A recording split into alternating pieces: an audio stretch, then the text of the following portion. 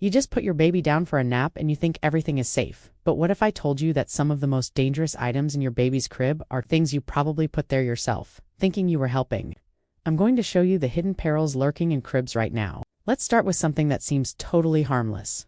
Crib bumpers. You know those cute padded liners that go around the inside of the crib? They look so cozy and protective, right? Here's what most parents don't know.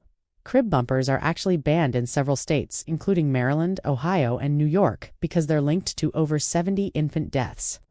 The American Academy of Pediatrics says they increase the risk of suffocation, strangulation, and sudden infant death syndrome, or SIDS, even the mesh ones that claim to be breathable.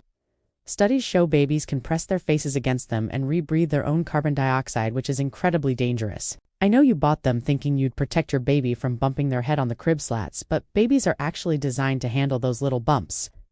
Their skulls are soft and flexible for a reason. The risk of suffocation far outweighs any minor bump. So if you have crib bumpers in there right now, pause this video and go take them out. I'll wait.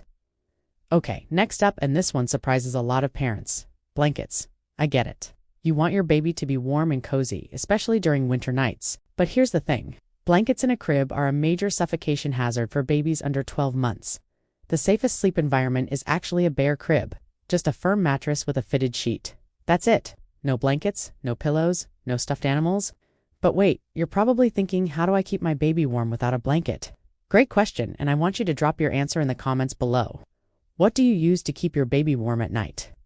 The answer is sleep sacks or wearable blankets. These are like little sleeping bags that zip up and keep your baby warm without the risk of covering their face. They come in different weights for different seasons. In summer, use a lightweight cotton one. In winter, go for a fleece or quilted version. Your baby stays warm and you get peace of mind. Here's an insight that blew my mind when I first learned it. Babies don't regulate their body temperature the same way adults do.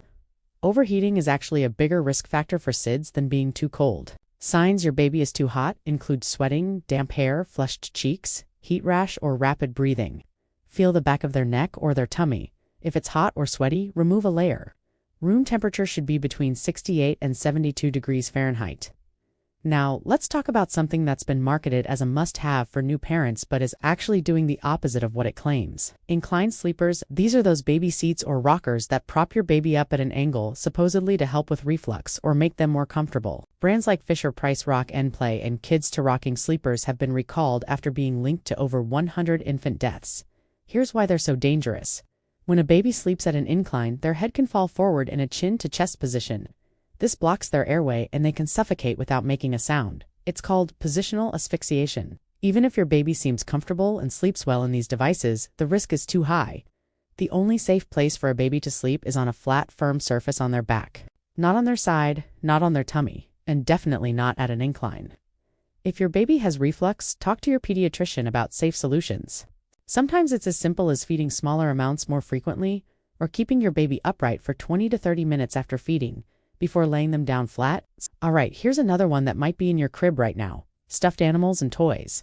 I know they're adorable and you want your baby to have a cute, cozy space, but anything soft in the crib is a suffocation risk. This includes stuffed animals, dolls, soft books, and even those cute little lovies. The rule is simple. If it's soft, it doesn't belong in the crib until your baby is at least 12 months old. After their first birthday, the risk decreases significantly because they have better head and neck control and can move objects away from their face if needed. But before that, keep the crib completely clear. Now, I want to hear from you. What's one thing you had in your baby's crib that you didn't realize was dangerous? Drop it in the comments. Let's help other parents learn from our experiences. Let's talk about something that's not technically in the crib but can still be a hazard. Loose cords from window blinds, baby monitors, or nightlights. If these are within reach of the crib, they pose a strangulation risk.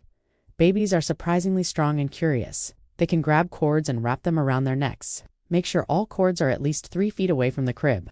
Use cord shorteners or tie them up high where your baby can't reach. Also, check that your crib is positioned away from windows, curtains, and any wall hangings.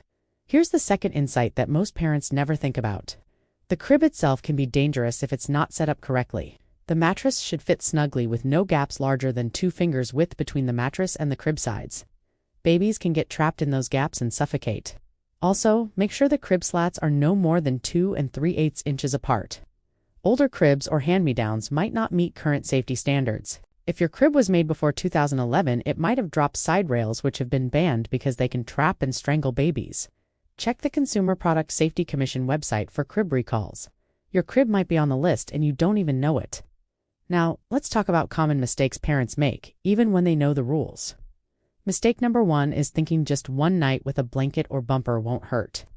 The truth is, most SIDS deaths happen during sleep, and you never know which night could be dangerous. Consistency is key. Every single sleep, whether it's a nap or nighttime, should follow safe sleep guidelines.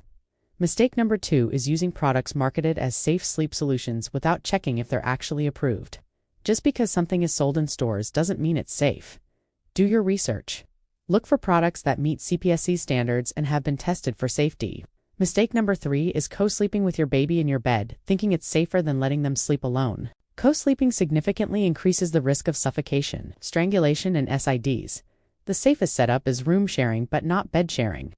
Put your baby's crib or bassinet in your room for at least the first 6 months, ideally the first year. You're close enough to hear and respond to your baby, but they have their own safe sleep space. Here's what a safe crib setup looks like. A firm, flat mattress with a fitted sheet. Nothing else. No bumpers, no blankets, no pillows, no stuffed animals, no positioning devices. Baby on their back for every sleep. Room temperature between 68 and 72 degrees. Baby in a sleep sack if needed for warmth. Crib positioned away from windows, cords, and curtains. That's it.